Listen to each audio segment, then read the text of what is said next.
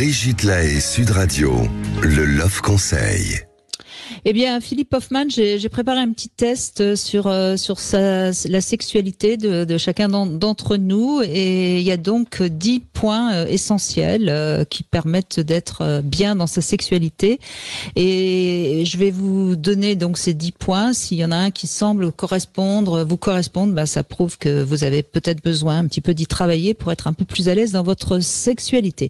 Alors, premier point qu'on entend parfois par rapport notamment à certaines pratiques. On l'a entendu d'ailleurs tout à l'heure d'une fille qui avait 12 ans qui le disait, donc ça c'est pas grave, mais en tant qu'adulte, quand on trouve que quelque chose est sale ou mal, c'est généralement qu'il y a une petite inhibition par rapport à la sexualité. Alors deuxième, c'est la notion de performance, la peur de ne pas y arriver ou de ne pas être à la hauteur. Trouver que c'est trop provocateur aussi, qui peut gêner. Bon, entre adultes consentants, il y a rien qui est provocateur. La peur de se montrer sous un mauvais aspect. Qu'est-ce qui va ou qu'est-ce qu'elle va penser de moi. D'être un peu trop égocentrique, c'est-à-dire trop centré sur son propre plaisir. Être trop soumis ou trop victime, sauf peut-être quand on abordera demain la question du BDSM. Mais enfin bon, se sentir un peu victime quand on a une relation sexuelle, c'est pas bon non plus. Être trop dirigiste, c'est pas bon non plus. Être trop critique par rapport à soi ou par rapport à l'autre, parce qu'on n'est jamais parfait dans la sexualité. Être un peu trop introverti, c'est-à-dire ne pas oser gémir ou je ne sais quoi. Et puis avoir complètement démissionné, considérer que c'est plus pour notre âge ou c'est plus pour moi. Voilà, c'est les 10 points négatifs qui nuisent à la sexualité. Vous en envoyez peut-être d'autres, Philippe Hoffman?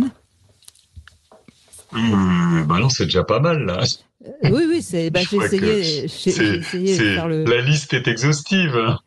Voilà. Bon, je pense que je suis tout à fait d'accord avec vous, et je voulais simplement vous dire une chose, c'est que ce que vous avez dit à la dernière auditrice était vraiment très précieux, parce que il ne faut pas, c'est pas parce que les enfants ne parlent pas de traumatismes qu'ils vivent qu'il faut s'en vouloir, parce que l'intimité des enfants devant des traumatismes est compliquée.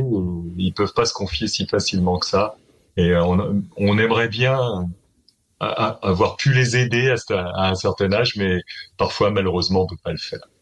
Bon, j'espère que Marie-Pierre vous entend. Bonjour Céline. Oui, bonjour à tous. Bonjour Céline. Donc Bonjour. Vous êtes une maman de 3 enfants, dont 2 qui sont maintenant adultes, et le petit dernier qui a 13 ans. Exactement, 27, 24 et 13, oui. Mm-hmm. Oui. Et alors, les 2 grands, ça y est, le travail a été fait, si je puis dire. Et le petit dernier, comment ça se passe? C'est très différent. D'abord, il est très pudique. Ça me gêne beaucoup, parce que moi, je suis très libre, mais en même temps, je respecte totalement, et je respecte tellement que finalement, je sais pas plus, quoi. On en parle pourtant, mais bon, je n'insiste pas. Ça sert à rien. Et j'attends de voir comment ça va se passer, tout simplement. Ouais, mais c'est peut-être aussi parce que c'est justement le petit dernier.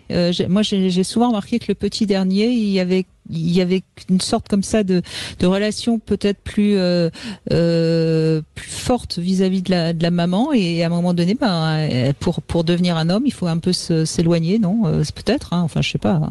Oui, c'est alors il s'est éloigné depuis longtemps, parce que je pense déjà à l'âge de 10 ans, il était très gêné, et je n'avais pas le droit d'être intrusive, de rentrer dans la salle de bain ou pour lui apprendre simplement la toilette, tout simplement. Ça, je le faisais avec mon fils de 24 ans, sans problème.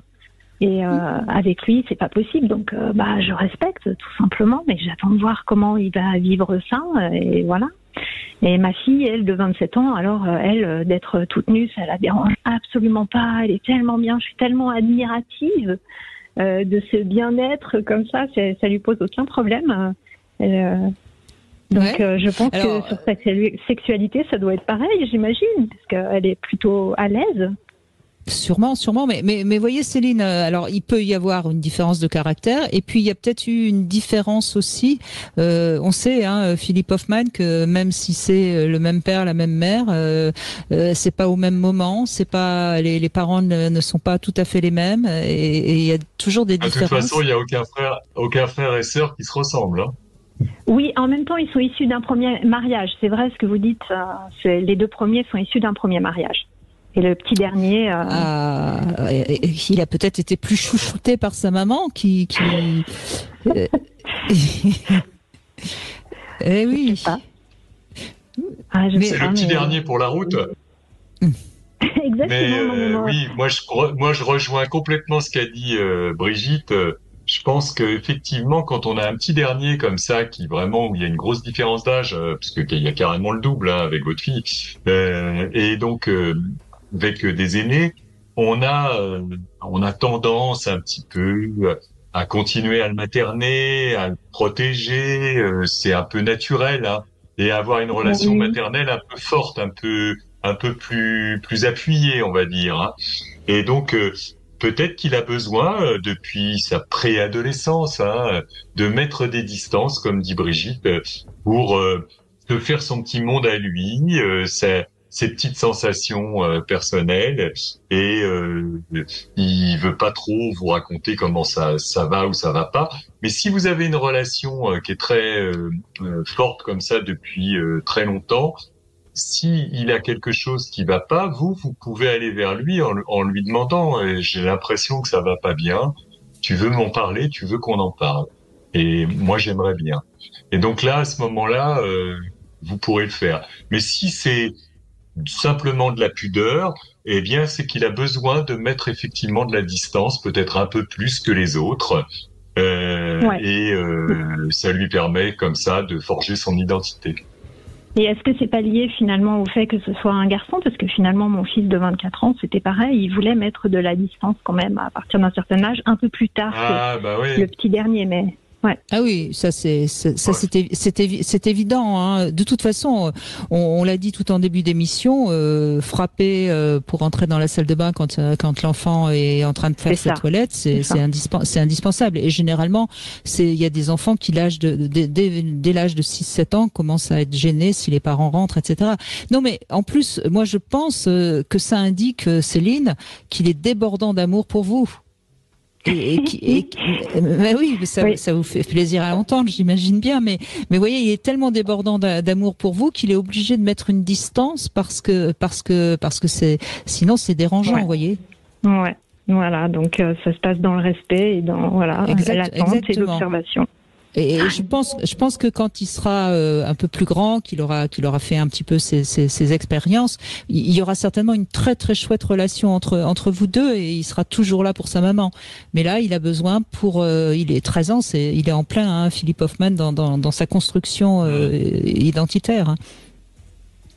Voilà, il a besoin de mettre de la distance avec ses parents, les deux parents, et parfois un peu plus avec sa maman, parce que ça fait, surtout si c'est une mère poule, parce qu'il y a un côté un peu chaud, si vous voulez, dans la relation, et ça gêne les adolescents en règle générale, que ce soit les garçons ou les filles, d'ailleurs. Ouais, j'avoue, j'ai tendance à être un peu mère poule. On fait ce qu'on peut, et puis c'est plutôt bien. Moi, c'est mieux d'être une mère poule que une mère froide. Hein. Tout à fait. Mais bon, ça c'est dû à mon enfance personnelle. C'était compliqué, donc forcément je suis une mère poule, ouais. Mais voilà, mais c'est. Non, puis moi de mon côté, j'ai eu l'inceste du côté de mon frère, donc je suis très, très respectueuse face à tout ça, parce que je suis observatrice. J'ai même de l'inquiétude aussi, parce que est-ce que c'est normal, est-ce que c'est pas normal, enfin voilà. Donc c'est rassurant déjà, qu'ils mettent juste cette distance. Oui. Vous en avez, et c'est un secret ou vous en avez parlé dans la famille? Alors j'en ai parlé, mais j'ai pas précisé de qui il s'agissait. Mais oui, j'en ai parlé à Naël justement pour lui dire que son corps lui appartient, et oui, je l'ai averti bien sûr, parce que je suis plus qu'avertie sur le sujet, vu que c'est arrivé à ma sœur et à mon frère. Et donc, voilà, oui, non, j'ai averti. Mmh. Et vous pouvez, à un moment ou un autre, aussi le dire à vos enfants. Hein. C'est important aussi pour que ça ne soit pas un secret de famille, comme on dit souvent. Oui, alors oui, mais mes deux grands, ils savent. D'accord, bon. Super, bravo. Ouais. Non, mais bravo, c'est important. Pour que justement ça ne saute pas une génération et que ça se répercute pas plus tard. Mais encore une fois, parce que les fantômes sont toujours là. Oui, c'est vraiment important. Et puis ce que je voulais aussi vous dire, Céline, vous savez, c'est votre petit dernier, comme vous le dites, vous avez été mère poule, etc. Et sans doute que le moindre petit geste totalement anodin, vous pouvez parfois vous le ressentir comme quelque chose de trop pudique, ou vous voyez, parce que vous êtes encore dans son besoin de le câliner, etc. Donc moi je pense vraiment qu'il y a aucune inquiétude à avoir. Il faut juste le laisser grandir un peu, voilà. C'est ça, ouais, exactement. Et oui. Ben merci en tout cas de votre témoignage. Merci beaucoup. Merci à vous. Merci à vous. Je vous en prie. Merci beaucoup.